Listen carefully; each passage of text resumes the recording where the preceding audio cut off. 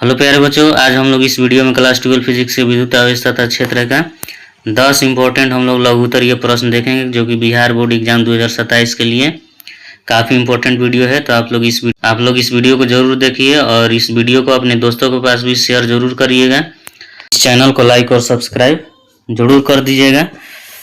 तो देखिए, ये वीडियो में 10 इंपॉर्टेंट क्वेश्चन जो है डाला गया है और जो एग्जाम में क्वेश्चन जो पूछा जाता है उसी के अनुसार इसमें डाला गया है और उसका आंसर भी जो है लिखा हुआ है। ठीक है, कि बोर्ड एग्जाम में कैसे हमको जो है आंसर लिखना है। ठीक है, तो एकदम उसी के अनुसार जो है ना ये वीडियो बनाया गया है। ठीक है, आप लोग जो है इसको याद करिए और जस्ट इसी टाइप का जो है आप लोग को जो एग्जाम में भी लिखना है। ठीक है, और इस वीडियो को आप लोग जो है देख करके और कॉपी में नोट भी कर लीजिएगा, काफ़ी इंपॉर्टेंट है। आप लोग सिर्फ ये सब वीडियो देख करके आप लोग जो एग्जाम में अच्छा नंबर ला सकते हैं। तो चलिए अब हम लोग जो स्टार्ट करते हैं।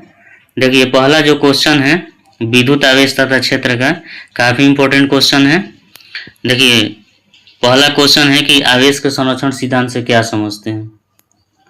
ठीक है, आवेश का संरक्षण सिद्धांत क्या होता है। तो देखिए, इसमें जो है लिखा हुआ है, बस इतना ही आप लोगों को जो है लिखना है, इसको याद कर लीजिएगा और इसको इतना ही लिखना है। ठीक है, देखिए, आवेश का संरक्षण सिद्धांत कहता है कि किसी भी पृथक निकाय में कुल विद्युत आवेश हमेशा स्थिर रहता है। ठीक है, कोई भी अगर मान लेते हैं कि आइसोलेटेड सिस्टम है तो उसमें विद्युत आवेश हमेशा क्या होता है, स्थिर होता है। ठीक है, आवेश को नहीं तो उत्पन्न किया जा सकता है, नहीं इसको नष्ट किया जा सकता है। यह केवल एक वस्तु से दूसरे वस्तु में क्या होता है, स्थानांतरित होता है। देखिए, हम लोग ये पढ़ चुके हैं कि आवेश का संरक्षण सिद्धांत, संरक्षण का मतलब होता है कि आवेश के मान में क्या होगा, कोई परिवर्तन नहीं होगा। जितना पहले आवेश है उतना क्या होगा, वो बाद में भी आवेश उतना ही होगा। ठीक है, तो आवेश जो होता है हमेशा क्या होता है, ये संरक्षित होता है। मतलब आवेश को न तो उत्पन्न किया जा सकता है और नहीं क्या होता है, इसको नष्ट किया जा सकता है। ये एक वस्तु से दूसरे वस्तु में क्या होता है, ट्रांसफर होता है। ठीक है, तो देखिए, ये जो है काफ़ी इंपॉर्टेंट क्वेश्चन है, आप लोग इसको भी याद रखिएगा। ठीक है, इतना आप लोग को जो एग्जाम में लिखना है। अब हम लोग जो है नेक्स्ट क्वेश्चन देख लेते हैं। देखिए, नेक्स्ट क्वेश्चन है आवेश के क्वांटीकरण सिद्धांत से क्या समझते हैं। ये भी काफ़ी इंपॉर्टेंट क्वेश्चन है। ये दोनों क्वेश्चन में से एग्जाम में एक क्वेश्चन रहेगा ही रहेगा। ठीक है, तो आप लोग जो है दोनों क्वेश्चन को एकदम याद कर लीजिएगा।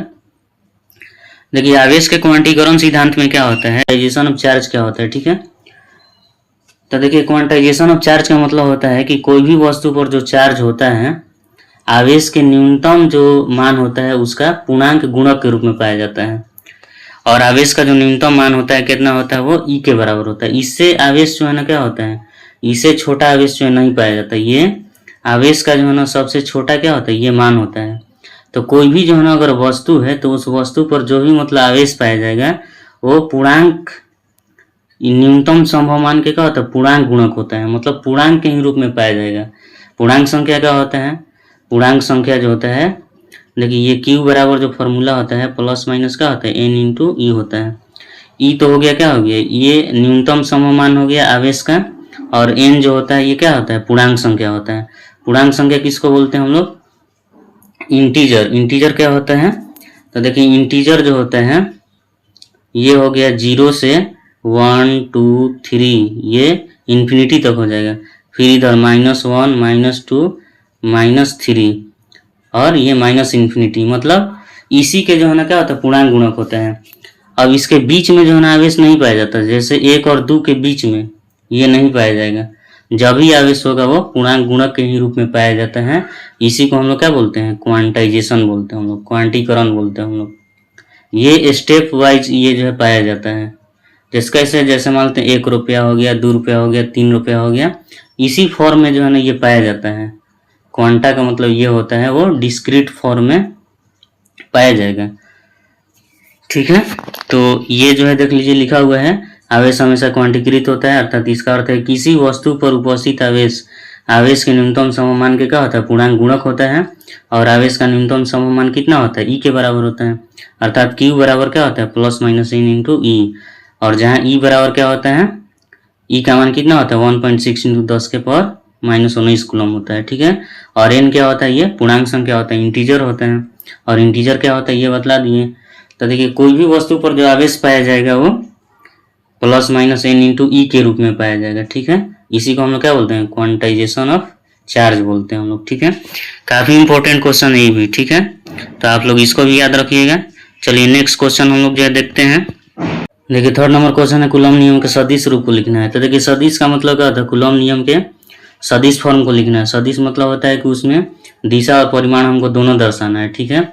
दो आवेशों के बीच लगने वाला जो बल होगा, तो बल को हम लोग जो क्या करते हैं, उसमें डायरेक्शन और मैग्नीट्यूड दोनों को हम लोग जो एक साथ लिखेंगे, ठीक है। उसी को हम लोग सदिश फॉर्म बोलते हैं। तो कूलम्ब नियम से हम लोग जानते हैं कि जैसे दो ठो आवेश है, मान लेते हैं ये Q1 है और ये मान लेते हैं क्या, ये Q2 है, ठीक है। और इसके बीच का जो दूरी है ना, इसको हम लोग R12 लिखते हैं हम लोग। Q1 और Q2 के बीच की दूरी कितना है, R12 है, ठीक है। और देखिए Q1 से Q2 के बीच हमको एकांक सदिश को बतलाना है, तो R12 कैप लिखेंगे, ठीक है। ये जो कैप होता है ये क्या बतलाता है, डायरेक्शन को बतलाता है। Q1 से हमको Q2 का डायरेक्शन बनाना है, तो R12 क्या हो गया, कैप हो गया। यहाँ से इसका डायरेक्शन हो गया और इसके बीच का जो डिस्टेंस है कितना हो गया, R12 हो गया, ठीक है। और देखिए यहाँ पर Q1 जो है इस पर क्या लगाएगा, बल लगाएगा, ये F, ये 2 और क्या हो गया 1, मतलब ये बल हो गया किसके द्वारा, 1 के द्वारा किस पर लग रहा है, Q2 पर लग रहा है, तो ये F21 लिखा हुआ है, ठीक है। तो देखिए हम लोग जो है कूलम्ब नियम से जानते हैं, इसी को सदिश के फॉर्म में लिखना है। तो देखिए ये F21 जो ये बल है, ये क्या हो जाएगा 1/4πε0 Q1 Q2। और देखिए इसके और इसके बीच का दूरी कितना है, R12 है, तो R12 का स्क्वायर हो गया। देखिए इतना जो है ना क्या हो गया, ये परिमाण हो गया, मैग्नीट्यूड हो गया। और ये R12 जो हो गया, R12 कैप, ये क्या बतलाता है, डायरेक्शन को बतलाता है, ये डायरेक्शन को बतलाएगा। और ये जो है क्या होता है, मैग्नीट्यूड को बतलाएगा। तो देखिए हम लोग बल को परिमाण और दिशा के रूप में क्या कर दिए, रिप्रेजेंट कर दिए। तो इसी को हम लोग क्या बोलते हैं, कूलम्ब नियम का सदिश रूप बोलते हैं हम लोग, ठीक है। देखिए यहाँ पर F21 जो है ये क्या है, तो F12 जो है पहले आवेश Q1 के कारण आवेश Q2 पर क्या है, ये बल है, ठीक है। F21 क्या है, पहले आवेश Q1 के कारण दूसरे आवेश Q2 पर लगने वाला क्या है, बल है, ठीक है। और देखिए ऑप्शन 0 को हम लोग जो क्या बोलते हैं, निर्वात की ये विद्युतशीलता होता है, परमिटिविटी ऑफ फ्री स्पेस। और देखिए R12 जो होता है, ये दोनों आवेशों के बीच की क्या है, ये सीधी दूरी है, ठीक है। अब चलिए अब हम लोग जो है यहाँ पर, अब देखिए ये R12 कैप जो है ना, ये क्या बतला रहा है, Q1 से Q2 का डायरेक्शन बतला रहा है। देखिए आवेश Q1 से Q2 की दिशा में एकांक सदिश। देखिए एकांक जो सदिश होता है ना, ये किस चीज को ये रिप्रेजेंट करता है, ये डायरेक्शन को बतलाता है, दिशा को ये जो है रिप्रेजेंट करता है, ठीक है। तो ये जो उसमें जो टर्म दिया हुआ है, तो उसको हम लोग जो इसमें देख लिए। देखिए इतना आप लोग को जो है ना लिखना है, ठीक है। अगर पूछेगा कि अगर जो है कूलम्ब के सदिश रूप को लिखना है, तो ये जो है आप लोग को लिखना पड़ेगा। तो देखिए ये सब हम लोग जो समझ गए इसमें, तो आप लोग जो इसको नोट कर लीजिएगा, ठीक है। और नोट करके इसको जो है 1 बार 2 बार 3 बार रिवाइज करिएगा, तभी जा करके ये जो है बनेगा, ठीक है। चलिए अगला क्वेश्चन हम लोग जो देख लेते हैं। और देखिए ये भी काफी इंपॉर्टेंट क्वेश्चन है और ये पूछा हुआ भी क्वेश्चन है, ठीक है।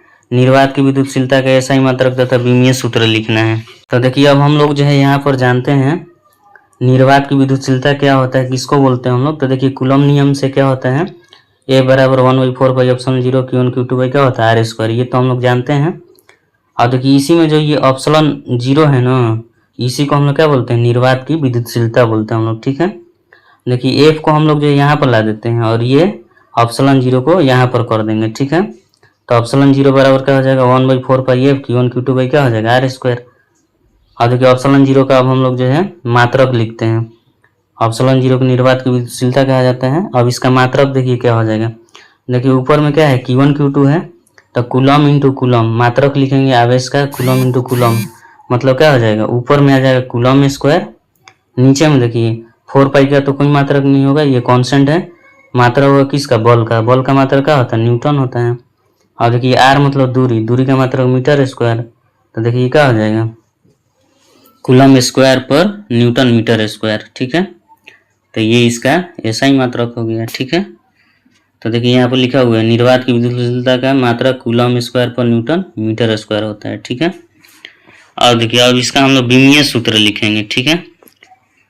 और देखिए विमीय सूत्र हम लोग कैसे लिखते हैं, तो यहाँ पर अगर मात्रक अगर हमको मालूम है तो आसानी से हम लोग क्या कर सकते हैं, विमीय सूत्र हम लोग लिख सकते हैं। तो देखिए ऑप्शन 0, यहाँ पर ऑप्शन 0 का हमको विमीय सूत्र लिखना है। देखिए ऊपर में क्या है, ये कूलम स्क्वायर है, तो कूलम स्क्वायर है तो कूलम का जो बीमा होता है क्या होता है, 80 होता है। स्क्वायर है तो 80 और क्या हो जाएगा, 80 हो जाएगा, ठीक है। और नीचे में देखिए न्यूटन, न्यूटन मतलब ये बल, तो बल का जो विमीय सूत्र होता है ml T इनवर्स क्या होता है, ये 2 हो गया, ठीक है। और ये मीटर स्क्वायर, तो मीटर के लिए क्या लिखते हैं हम लोग, L लिखते हैं, L स्क्वायर, तो मीटर स्क्वायर है तो L स्क्वायर हो जाएगा। अब इसी को अब हमको जो है ना क्या करना है, जितना भी नीचे है उसको ऊपर ले जाएंगे हम लोग, ठीक है। तो देखिए ये a में a से मल्टीप्लाई करेंगे तो a स्क्वायर T स्क्वायर हो जाएगा।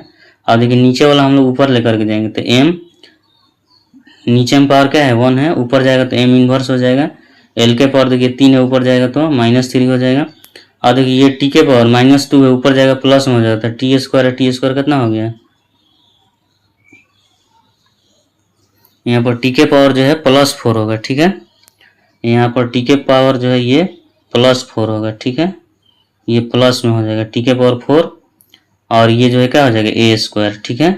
इसका जो है ना आप लोग लिख लीजिएगा m इनवर्स l के पावर -3, और ये t के पावर जो है 4, और ये a स्क्वायर हो जाएगा, ठीक है।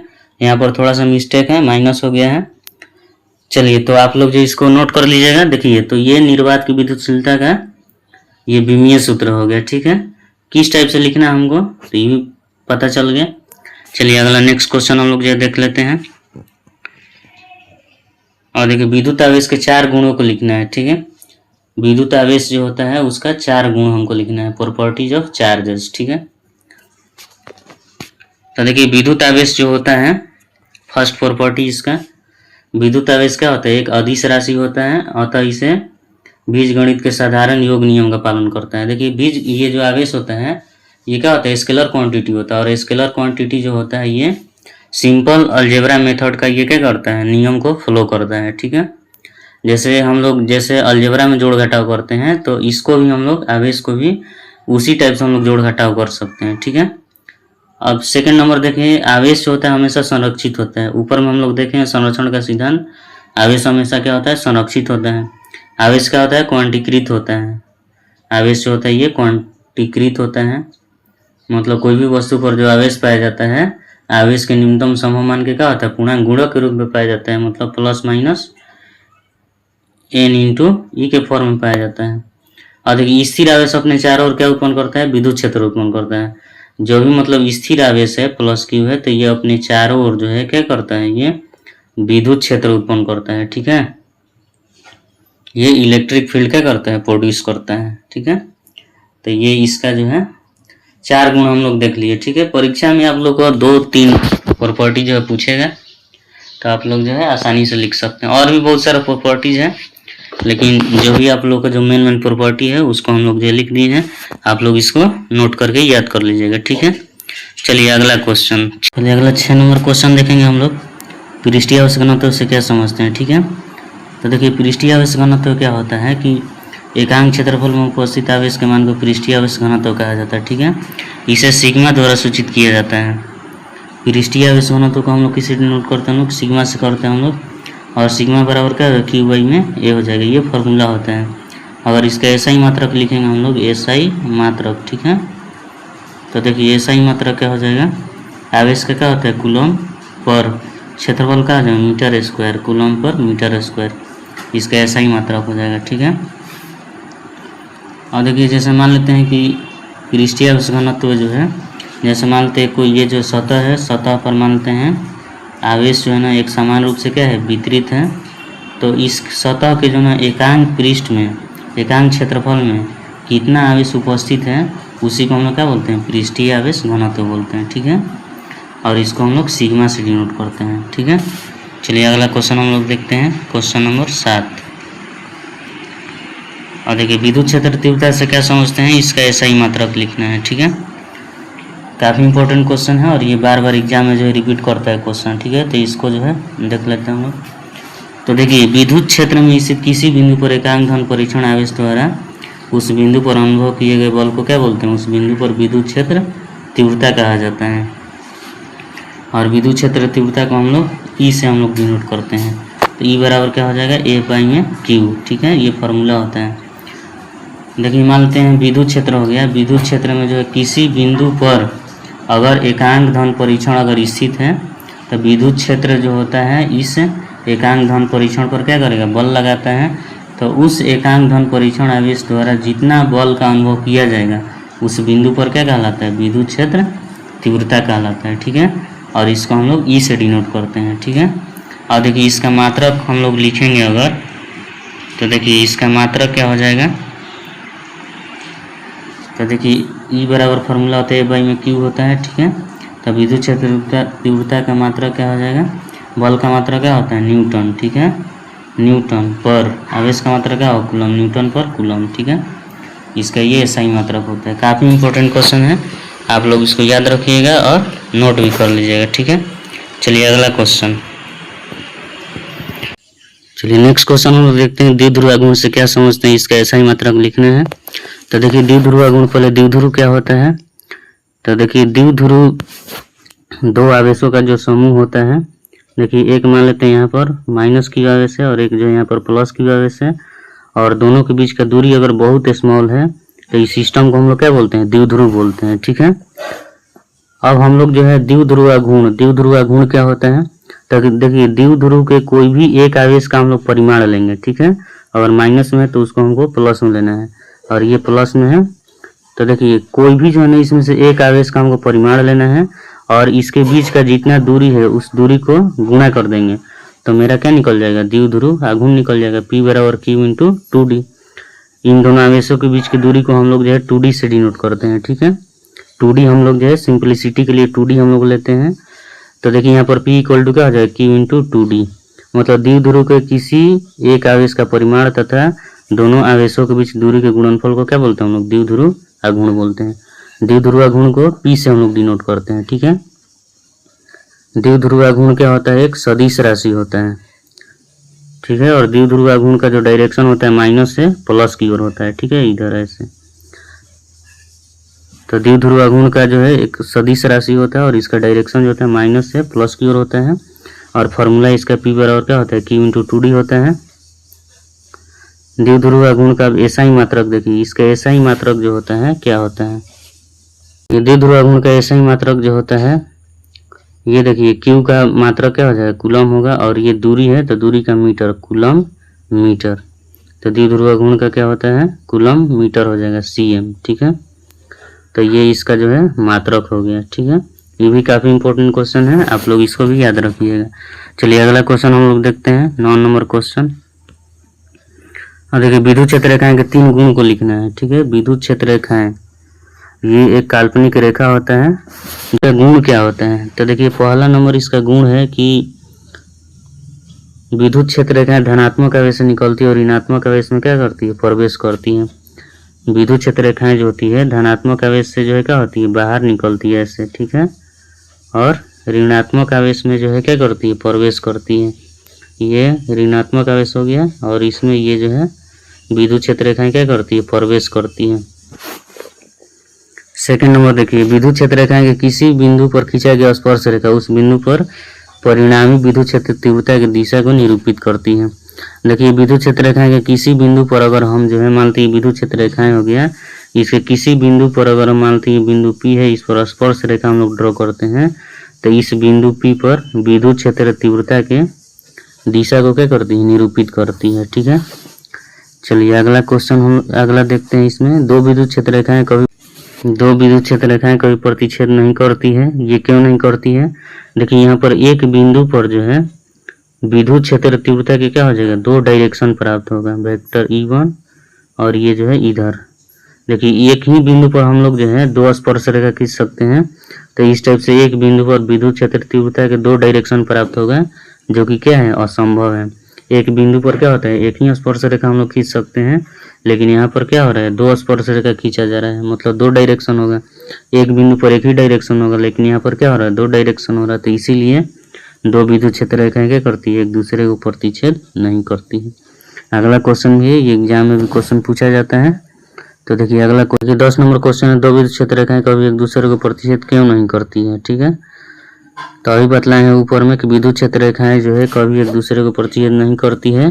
यदि ऐसा होता है तो प्रतिच्छेद बिंदु पर विद्युत क्षेत्र के दो दिशाएं प्राप्त होती है, जो कि असंभव है। ठीक है, वही है कि जब दो विद्युत क्षेत्र रेखाएं एक बिंदु पर प्रतिच्छेद करती है तो इस बिंदु पर दो डायरेक्शन प्राप्त होगा, विद्युत क्षेत्र का दो डायरेक्शन प्राप्त होगा, जो कि क्या है, ये असंभव है। एक बिंदु पर केवल एक ही डायरेक्शन होगा। तो इस टाइप से ये जो है दो विद्युत क्षेत्र रेखाएं कभी प्रतिच्छेद नहीं करती हैं। एग्जाम के लिए काफ़ी इंपॉर्टेंट क्वेश्चन है। तो देखिए 10 इंपॉर्टेंट क्वेश्चन हम लोग देख लिए। तो आप लोग जो है इस वीडियो को पूरा देखिएगा, शुरू से अंत तक देखिएगा, तभी आप लोग को जो है फ़ायदा होगा। और ये बोर्ड एग्जाम के लिए काफ़ी इंपॉर्टेंट है। तो इस चैनल को लाइक और सब्सक्राइब जरूर कर दीजिएगा। वीडियो अच्छा लगेगा तो अपने दोस्तों के पास भी ज़्यादा से ज़्यादा शेयर करिए, ताकि इसी टाइप का वीडियो हम जो है आप लोगों के लिए डाल सकें। चलिए ठीक है, थैंक यू फॉर वॉचिंग।